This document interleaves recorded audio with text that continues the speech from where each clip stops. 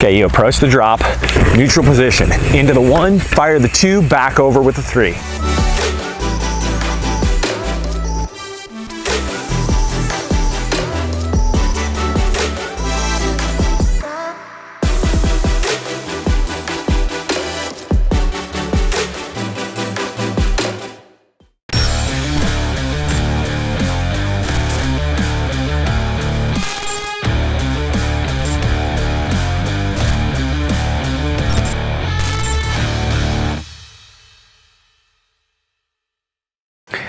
All right, so when it comes to drops, who out there has had an issue at some point with the drop, misjudging it, going over the bars, maybe breaking a collarbone, maybe separating a shoulder? I think we've all had that.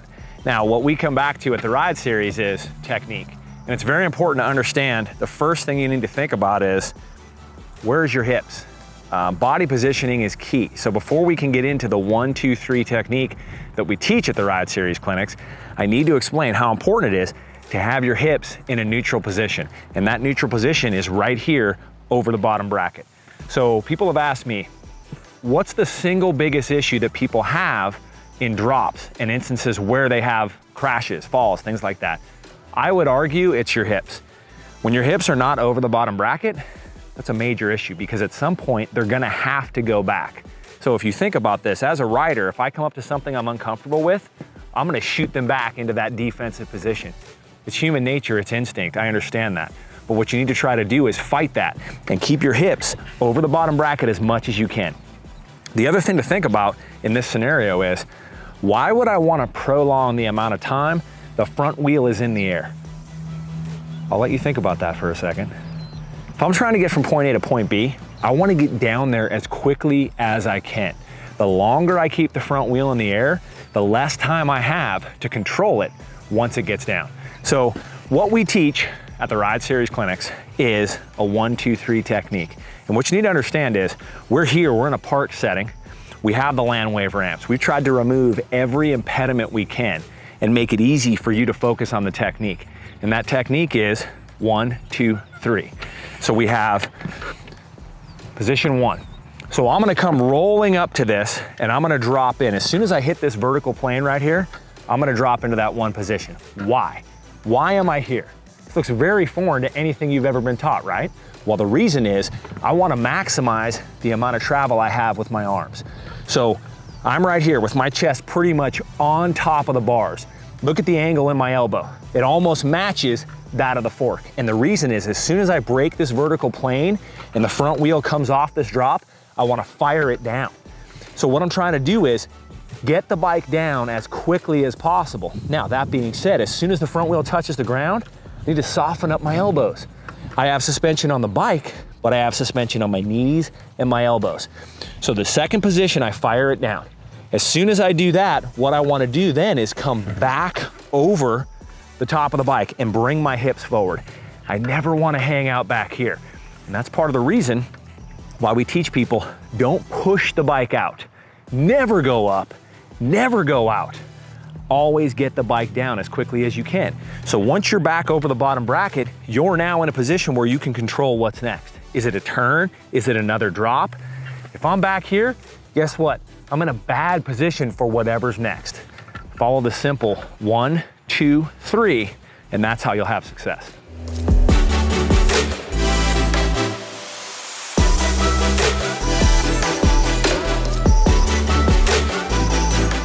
All right, so hopefully the 1, 2, 3 method is starting to make sense. Now what happens inevitably is people start asking, now wait a minute, what happens if the drop gets taller? No big deal. What we've done is we've stacked the land wave ramps up too high. So now we're at 24 inches or 2 feet, and watch. Most current bikes have the ability now to roll straight off this without an issue. So you can see my size large bike, 27.5-inch wheels, I can roll right off a 2-foot drop and have complete clearance. So at this point, the quicker I can get the front down while the back's still up, the safer I am. So all I have to do now is control my torso, control my mass. If I can do that, that'll keep me from going over the bars. That's why the second position is critical right here. I need to fire that 2 down to get the front wheel on the ground as quickly as possible. So if I can, as I come off this, get the front wheel down before the rear comes off, all I need to do then is let the back drop off. But in order to make that work properly, I have to maximize that one position. You ready to see what it looks like?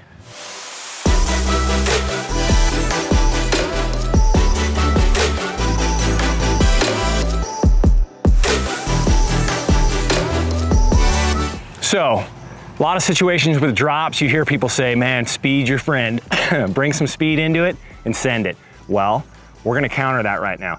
Speed, not what I'm after. So what I'm trying to do is hit this 2-foot drop and make an immediate left-hand turn. This is how I'm gonna do it. I'm gonna roll up nice and slow. I'm gonna get that one, fire the 2 down, keep my hips right over, and make that turn, just like that. You gotta stay balanced with those hips. So what's the difference now if we change bikes? We went from a 27 5-inch wheeled trail bike, 140, 160, a little more aggressive, slacker head tube angle. Now I'm more of an aggressive cross-country bike, 120, 130. Guess what? Nothing changes. The technique is gonna be exactly the same. So still, in this situation, I can roll the bike off. I'm still gonna clear that chain ring. All I have to do is hit my 1, 2, 3, manage my mass, same result will happen.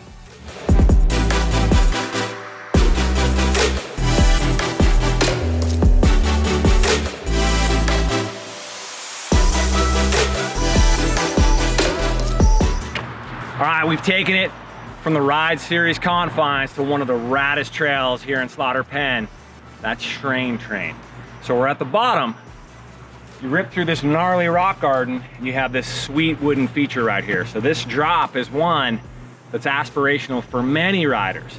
And I'm confident that all of you out there can handle this. Just got to apply that 1, 2, 3 technique.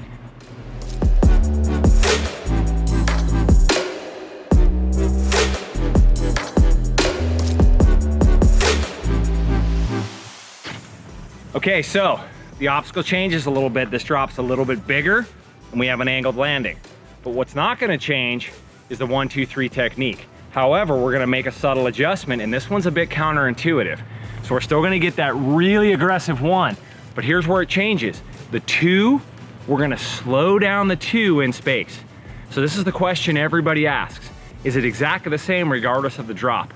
No, it's very close, but the speed of 2 is what's going to change. So what I'm gonna do is, I'm gonna throw that second movement out, and the timing is gonna match my time in the air.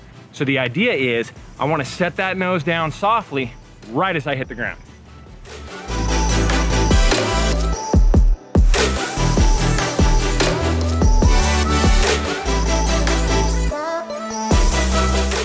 All right, there we go. Drops, it's as easy as 1, 2, 3.